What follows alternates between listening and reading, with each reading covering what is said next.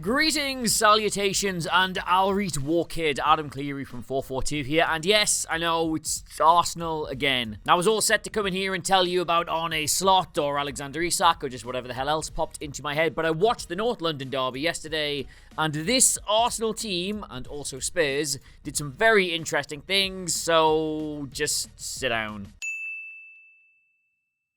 Now, Spurs fans, if you are watching, we will get to you in a little second, but this is the Arsenal side as they lined up. No real surprises here. 𝗕𝗫𝗓𝗓𝗏 at left back, maybe, but other than that, as you'd expect. But if we are to look at their average positions across the course of the game, which this neatly shows us, you will see there is not a lot of width to them. They're very narrow towards the inside of the pitch. Now, fair play, most Arsenal average position graphs do look like that because you tend to have the fullback sort of inverting into the middle and some of the wide players doing this and that. But if you look at both Ben White and 𝗕𝗫𝗓𝗓𝗏's heat maps, they're not really inverting. They're not being pulled into an average central position because they're spending time in the middle. They're just very narrow. Bukayo Saka is the widest, but still, even he's closer to like the channel than he is to the touchline. Trossard's all the way over in the middle, and this is Kai Havertz, who we'll talk about separately later. But the point I'm trying to get at is what you are seeing here is not just a team that are being compact, because Arsenal are always compact. They sit in this nice 4-4-2 when they're out of possession. You can see examples of that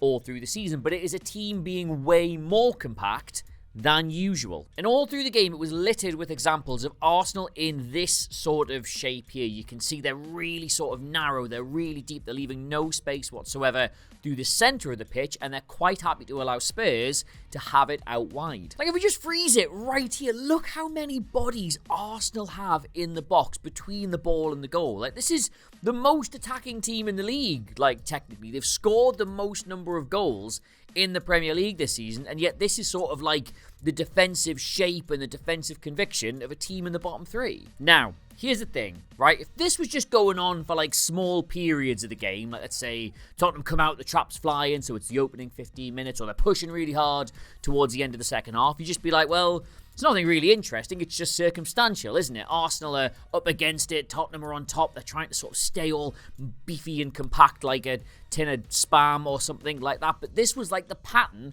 of the entire game. It was going on at 0-0, it was going on at 3-0, it was going on at 3-2. This is how Arsenal specifically set up for this match. And if you want to see just how effective it was, right, you just have to look at the numbers for this. Like, first off, this is James Maddison's pass map. Tottenham's like primary central creative threat.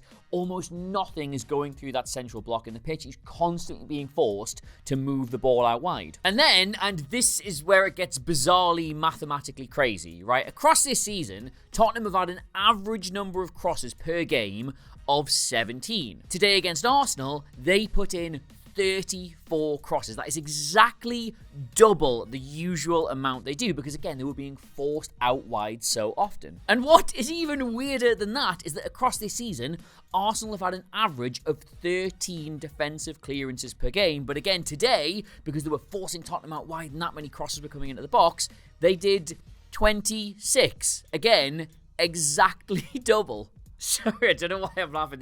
This next bit's just quite a fun reveal, okay? So why? Why do you think Arsenal were so happy, so content to sit in their little block and let Spurs have the ball out wide and lump all these crosses into the box, right?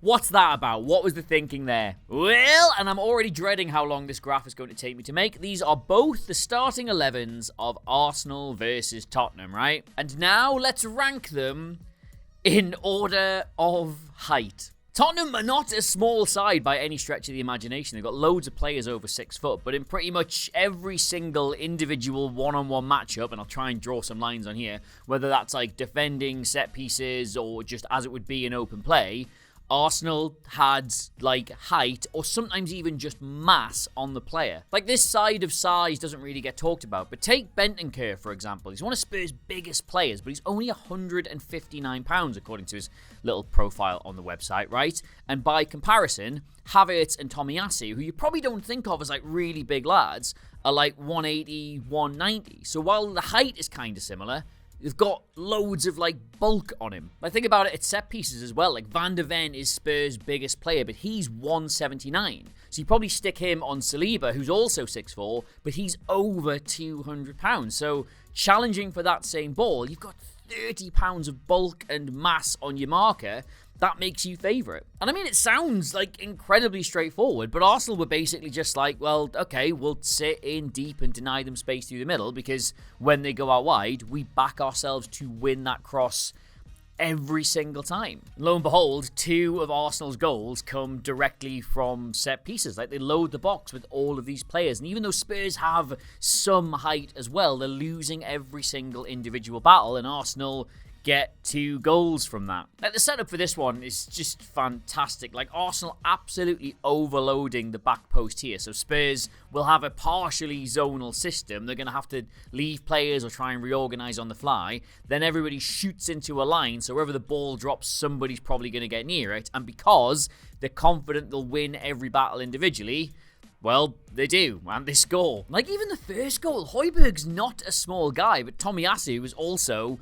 like 6'2" and fairly bulky, so you've kind of got to scramble and just sort of panic and hope to get anything on it, and because you're not dominating that aerial battle, because you're not necessarily winning it, even if you are getting to the ball, just flies into his own goal. Now, obviously, it goes without saying as well, it's sitting this deep and compact against Tottenham has pretty much been Spurs' like Achilles heel this season. You saw Newcastle do them 4-0 at St James's Park with only 27% of the ball, because they were very easily able to quickly get up the pitch to quick players like 𝗘𝗫𝗧𝗏𝗏, for example, and then you can get through that way. And on that very specific note, I do just want to touch on Spurs' system very briefly here, because I do think the surprise inclusion of 𝗘𝗫𝗧𝗏𝗏 was a step from Postecoglou, designed to sort of, I guess, recognise that flaw in his system, to sort of stop teams breaking on them quite as often as they do. Like, he was sat here at the base of the midfield alongside Bentancur, and if we overlay his heat map as well, you'll just see it's not a player really looking to collect the ball off the back 4 and progress it up the pitch or join in with the attack or anything like that.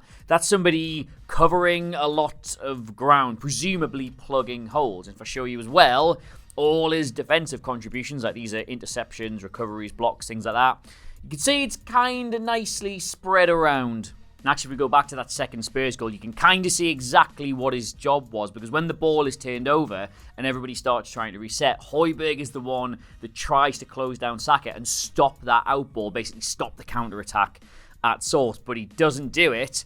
And then if you think he's this close to Saka at the start of the move, and by the time the pass comes in, he's this close. I think it was the right idea to bring him in and use him like that, but I don't think it was that successful. What was successful, though, and Arsenal fans will not be getting tired of hearing this over the last couple of weeks, was positional gymnast and Shakira fan Kai Havertz. We go back to Arsenal's lineup here, and again, their average positions. Like, Kai Havertz is the centre forward, but he's not here and virtually never is their most advanced player. Like, both 𝗘𝗏𝗏𝗏 and Saka had more influence on the game further up the field than he did. And if we look at his heat map as well, right, honestly, I could do like an hour-long video alone just looking at this graph for you, because this is not the heat map. It is not the impact on a game of football of a centre-forward who is currently, genuinely responsible for getting his team this close to potentially winning the title. This should be problematic. Like, this was the whole problem people had with 𝗕𝗫𝗍𝒑 as well. Like, he's getting on the ball sort of in the build-up here, you can tell, but he's obviously not troubling the centre-backs. He's not getting in the box, and he'll occasionally drop out into one of the 8 positions and get involved here, but how is that really impacting things in the final third? Like, Arsenal already had this problem before they signed Kai Havertz, and yet now it's working. And that's because, like, not to on the guy, but 𝗕𝗫𝗍𝒑 couldn't drop into this position here and end up playing a pass like this for 𝗘𝗫𝗧𝗏𝗏𝗏 to get in on goal. And likewise, 𝗕𝗫𝗍𝒑 could not drift in at the near post and out-jump all these great big Tottenham players to nod home from a corner. Like, genuinely, if there is a word for this role that Kai Havertz plays, I honestly, truly don't know it. I think we might need to make one up, because he's Arsenal's central focal point when he needs to be, so he's not really a false 9, and even when he does drop, it's not just to create space for other players, it's to genuinely start playmaking and creating chances. Is that a word? That's my question. If it is, put it in the comments, and if it's not a word, make a word up for it and put that in the comments as well, and I'll pick one and that will just be the word. So yeah, like, overall, I know I've not really spoken about Spurs much here, but I thought they dominated that game in terms of having the ball and having possession, but they were only really doing what Arsenal were allowing them to do. Like, Arsenal came here, paid Tottenham a lot of respect, in my opinion. Didn't think they could just play through them or tear them apart. They sat back, they tried to exploit their inherent weaknesses, whilst also trying to guard against what it is they're actually good at. And as a result, that's a massive win. Will it be sufficient to potentially get them a Premier League trophy? Well, we wait Man City's banana skin with bated breath, and when that does happen, you can guarantee we're going to talk about it here on 442, so please do subscribe to us on this channel. It feels like it's all Arsenal at the minute, but it's not. I swear we're going to do loads of cool stuff this week. Arnie Slot,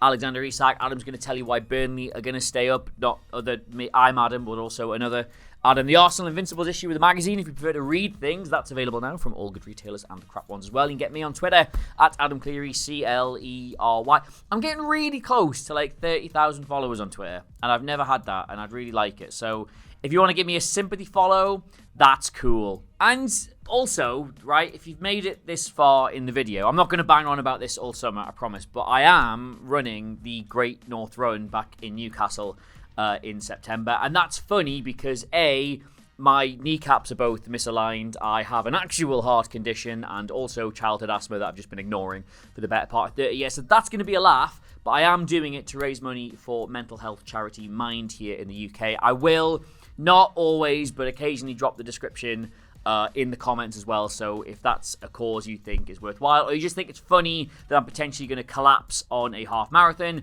then chuck me a £5 or £1,000,000, whatever you've got. Until next time, though, and I come up with like some kind of suitably catchphrasey sign off, which I still don't have after a year of doing this. I'll see you soon. That's not going to work. Goodbye.